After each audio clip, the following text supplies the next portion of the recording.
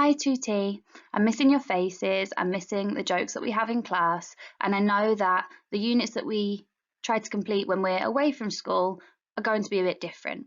But I thought I'd say hello, let you know that I'm missing you, and that your teachers are thinking of you all of the time, even though we have to learn at a distance now. I hope that you had a lovely, relaxing Easter holiday, even though you had to stay in the house. And I hope that you are keeping in touch with your friends and your classmates even while we're at a distance.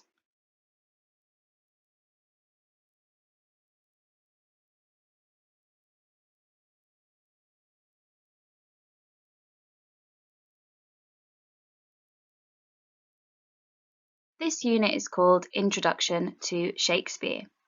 I thought it was a really nice opportunity for you to engage with some of Shakespeare's work and to get your head around the conventions of tragedy, so that when you go on to study drama in the senior phase or in S3 even, you will have a good understanding of some of the basics. So the aims of this course are to develop your understanding of the context of Shakespeare, both historical and literary context, through some independent research. To develop your understanding of the genre, this is a drama text, a play, which we've not encountered yet this year, so I thought it would be lovely to engage with a different genre. To develop your skills of analysis, including literary and dramatic techniques, and develop your skills of evaluation, to consider the effect that language choices have on an audience. So how does this link back to what we've already studied? If you have a look at the 4 bullet points I've included on this slide, they'll just jog your memory about the different techniques and skills we've already been developing this year. You've been brilliant, you've been working so hard and at such a high level all year. This course aims to build upon that knowledge that you already have and to develop your understanding of a new type of text.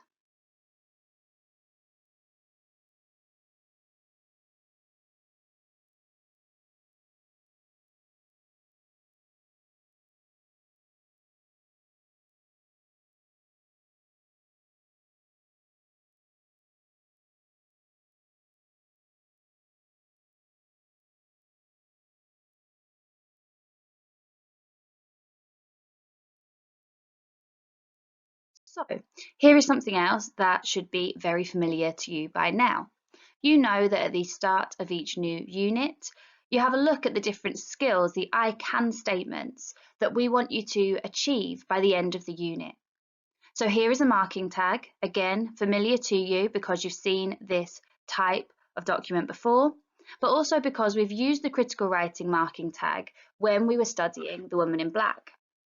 I've taken the level 4 marking tag. I want you to be really honest about where you're at in terms of your skill at the start of the unit. It is perfectly okay for you to feel that some of these skills are reds or ambers just now. So be honest with yourself, have a look through the different skills and self-evaluate now at the beginning of the unit before any of the learning has taken place. We will then return to these several times just to see where your confidence is so that you can have a bit of a check-in and so that you can get in touch with me through email if you have any questions or if there are any gaps that you're just not sure how to improve upon. So keep in touch, keep checking in, and use these I can statements to track your own progress.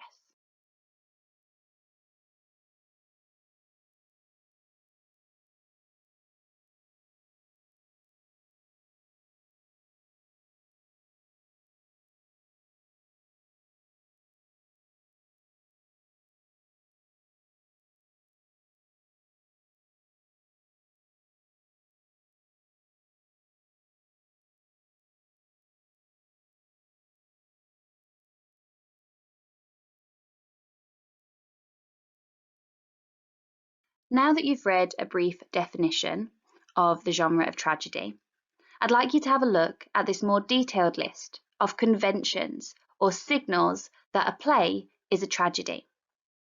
Read through the lists, get your heads around them as best you can.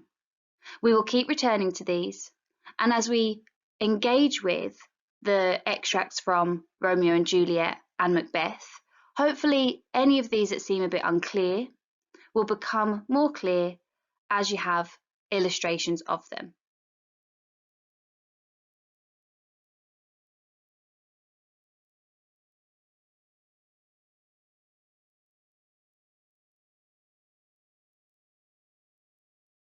The first task that you're going to engage with this week is research-based. I would like you to use the tools at your disposal, namely the internet, to get your head around the plot and the characters and the themes of our first play, Romeo and Juliet. I've included some links to help you with your research, a video from YouTube called Thug Notes, which I find straightforward, informative, but also very entertaining. And I've also included some prompt questions to help to guide your research. So the aim of this first task is just to get your head around the plot, the characters, the themes, some of the big ideas, the key information that you will need to know about Romeo and Juliet before we look at some extracts. At this stage, we will not be studying the play as a whole. That would be too difficult from a distance, but we will dive in to 4 extracts and look at those in some real depth and detail. So it's great if you can get your head around the story yourselves through some research.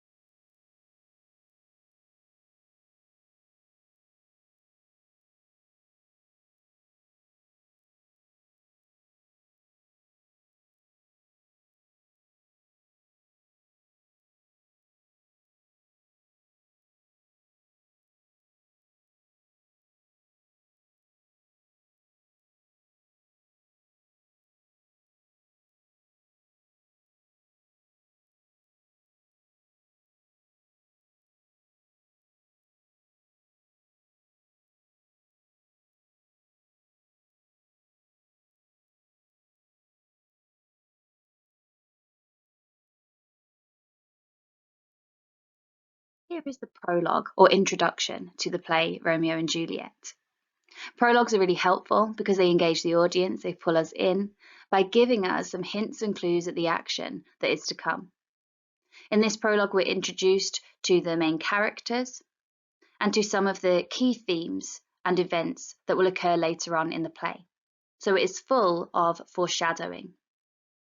I would like you to take some notes on the prologue, complete each of the tasks in turn, and take your time with it. If there are any words that you're unsure of that I have not defined in the slides, then use Google, use a website named No Fear Shakespeare, which I'll add to the slides, to help you to get an understanding of the meaning of Shakespeare's lines.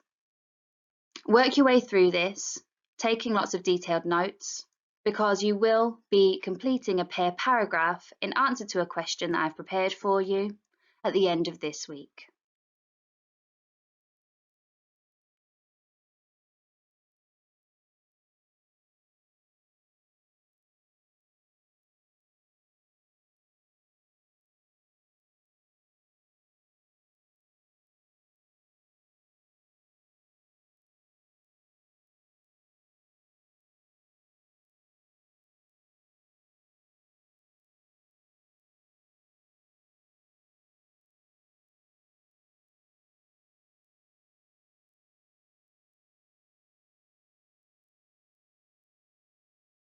Here is your question then.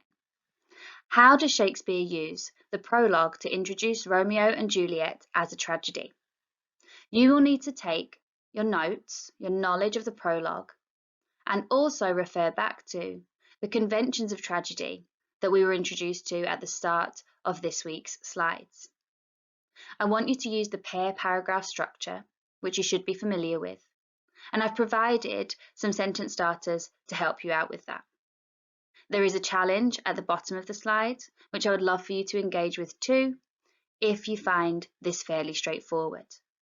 This is the piece of work that I would like you to share with me this week.